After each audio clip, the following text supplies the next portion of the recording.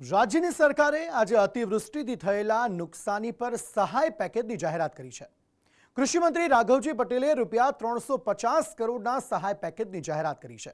સહાય પેકેજમાં 9 જિલ્લાઓનો સમાવેશ કરવામાં આવ્યો છે, પરંતુ સહાય પર ખેડૂતોની મિશ્ર પ્રતિક્રિયા મળી રહી છે।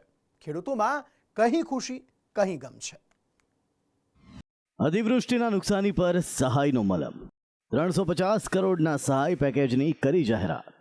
રાજ્યના ખેડૂતો છેલ્લા કેટલાક સમયથી જુલાઈમાં થયેલા અતિવૃષ્ટિના નુકસાની પર સહાય માંગી રહ્યા હતા, જેના પર આજે કૃષિમંત્રી રાઘવજી પટેલે વિધાનસભાના નિયમ 44 અંતર્ગત 350 કરોડના સહાય પેકેજની જાહેરાત કરી।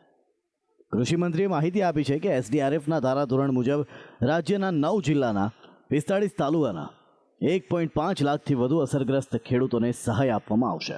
રૂપિયા 350 કરોડ રૂપિયાનું આવા અતિવૃષ્ટિગ્રસ્ત જિલ્લાઓના ખેડૂતો માટે એક સહાયનું રાહત સહાય પેકેજ જાહેર કર્યું છે। અસરગ્રસ્ત ખેડૂતોને એસડીઆરએફના નિયમો પ્રમાણે તેમજ નુકસાનીની તીવ્રતાને ધ્યાને લઈ રાજ્યના ભંડોળમાંથી પણ જરૂર પડે સહાય અપાશે। અસરગ્રસ્ત 9 જિલ્લામાં સૌરાષ્ટ્ર, મધ્ય ગુજરાત અને દક્ષિણના કેટલાક જિલ્લાઓનો સમાવેશ થાય છે। દ્વારકા, જૂનાગઢ, પોરબંદર, રાજકોટ, આણંદ, ભરૂચ, નવસારી, સુરત અને તાપીના ખેડૂતોને સહાય મળશે। દક્ષિણ ગુજરાતનો સમાવેશ એટલા માટે કે ત્યાં અતિવૃષ્ટિથી બાગાયતી પાક આંબા અને ચીકુમાં ભારે નુકસાની થઈ છે। ખરીફ બિન પિયત પાકમાં એસડીઆરએફના નોર્મ્સ મુજબ 8,500 અને રાજ્યના બજેટમાંથી 2,500 એમ કુલ 11,000ની પ્રતિ હેક્ટર, પિયત પાકોમાં એસડીઆરએફના નોર્મ્સ મુજબ 17,000 અને રાજ્યના બજેટમાંથી 5,000 એમ કુલ 22,000 પ્રતિ હેક્ટર સહાય ચૂકવાશે। બાગાયતી પાકોમાં એસડીઆરએફના નોર્મ્સ મુજબ 22,500 પ્રતિ હેક્ટરની સહાય ચૂકવાશે।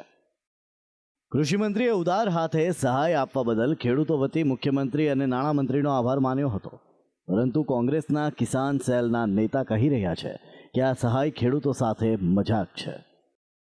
સરકારશ્રીના ધારાધોરણો, સરકારશ્રીએ નક્કી કરેલા નિયમો જો ધ્યાનમાં લેવામાં આવે તો એ ખેડૂતોને પ્રતિ હેક્ટરે ઓછામાં ઓછું 2,75,000નું નુકસાની સામે સરકારે માત્ર 11,000 રૂપિયા જે આપ્યા છે આ ક્યાંક ને ક્યાંક મજાક સમાન છે।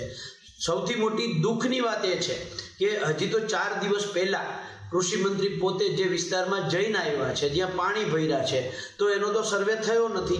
ગઈકાલ સુધી સર્વેની કામગીરી પૂરી નહોતી થઈ, તો આજે સર્વે કેવી રીતે પૂરો થઈ ગયો, કેવી રીતે સર્વેનો અંદાજ થઈ ગયો અને કેવી રીતે સ્પેશિયલ પેકેજ જાહેર કરવામાં આવ્યું છે। સરકારી સહાય પર ખેડૂતોમાં કहीं ખુશી તો કहीं ગમ જોવા મળી રહ્યું છે। કેટલાક ખેડૂતો સહાયના રૂપિયા સામે સવાલ ઉઠાવી રહ્યા છે, તો કેટલાક સરકારના સર્વે સામે, તો કેટલાક પૂછી રહ્યા છે કે સહાય તો જાહેર થઈ, પણ તે મળશે ક્યારે?